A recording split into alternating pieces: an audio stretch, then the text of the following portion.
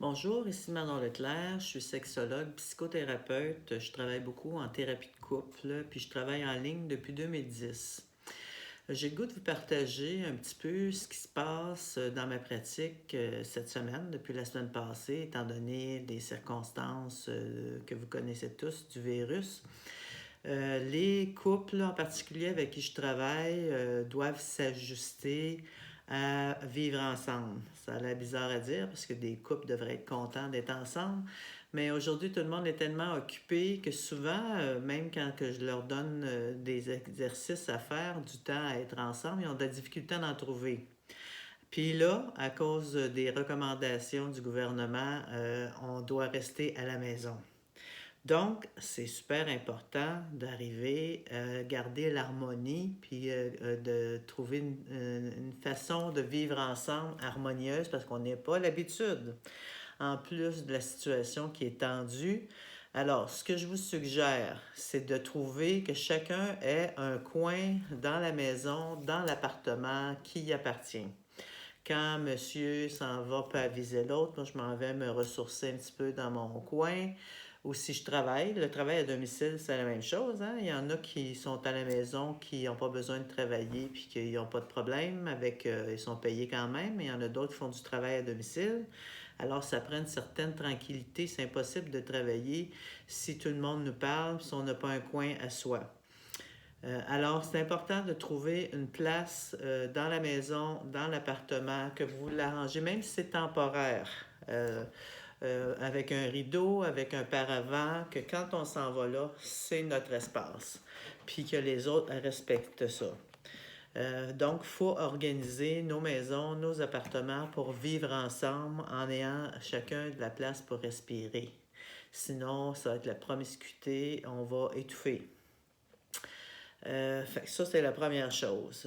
Vous trouvez des endroits puis les respecter. Ensuite, ça va falloir rester calme. Donc, on va faire de la méditation. Vous allez aller sur YouTube, vous allez taper méditation guidée. Méditation guidée, pourquoi? C'est que c'est pas compliqué, vous avez seulement qu'à écouter ce qu'on vous dit.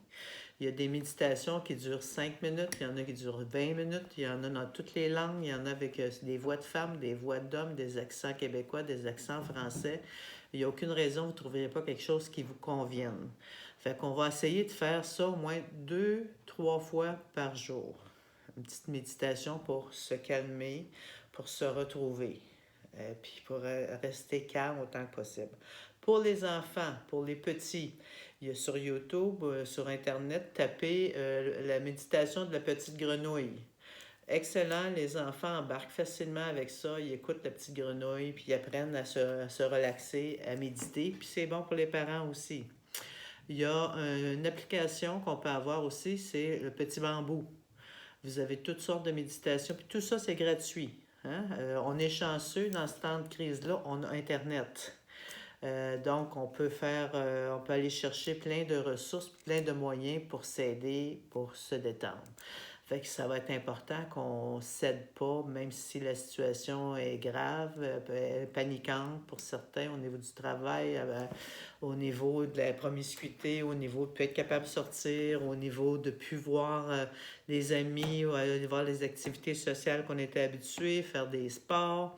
On peut en faire à la maison aussi. Sur Internet, on peut taper des sessions de Zumba en ligne, des workouts qu'on peut faire chez nous. Fait qu'il va falloir se trouver une routine adaptée à la situation actuelle qu'on ne sait pas combien de temps va durer. Il faut trouver une nouvelle routine.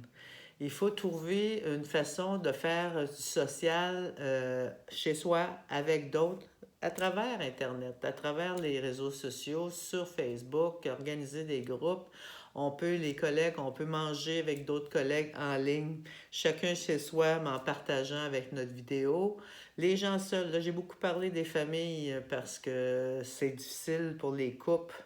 Des fois, c'est de se retrouver ensemble trop dans une situation de stress. Puis aussi, c'est important que je dois vous dire que ça va arriver que dans les couples, il y a un des deux, sa situation financière va être plus précaire, comme ceux sont à leur compte, les travailleurs autonomes, par rapport à un autre qui est fonctionnaire. Fait que la personne qui a plus de besoin de soutien j'invite l'autre partenaire à l'épauler un peu plus. Hein. C'est dans des coups durs qu'il faut être plus ensemble, qu'il faut se supporter. Puis même si c'est dur pour tout le monde, se donner un coup de main, se masser. Là, on va prendre le temps, on va cuisiner ensemble, on va classer nos photos, on va regarder des choses qui nous font du bien. On va rencontrer des amis, des groupes d'amis en ligne. On va se faire des petits 5 à 7 en ligne. Ceux qui sont tout seuls, c'est important que vous ne restiez pas tout seul non plus. Fait que les réseaux sociaux sont importants. Il faut communiquer, il faut téléphoner au monde. Il faut en profiter pour faire des choses qu'on n'a pas le temps de faire souvent parce qu'on court trop. Puis voir ce temps-là comme un temps d'arrêt, puis un temps peut-être pour faire un peu de ménage dans nos objectifs, dans ce qu'on veut, puis qu'est-ce qui est important pour nous dans la vie. Hein? Qu'est-ce qui fait qu'on s'aime? Qu'est-ce qui fait qu'on est ensemble? Qu'est-ce qu'on recherche? Puis peut-être à la fin de chaque journée, quand les enfants sont couchés, prendre un petit 15 minutes, les couples s'asseoir ensemble, comment on a vécu la journée, comment on se sent là-dedans, puis se donner du temps de qualité, puis se donner de l'espace surtout. Alors, je souhaite à tout le monde bon courage et puis n'hésitez pas si vous avez besoin d'aide. Je fais toujours de la thérapie en ligne. Je viens d'ouvrir un nouveau site internet qui s'appelle thérapiedecoupleenligne.com. Donc, je vous dis, prenez soin de vous. Ne succombez pas à la panique. Prenez ça un jour à la fois. C'est le temps d'être dans le moment présent. Et puis, je vous souhaite bonne chance.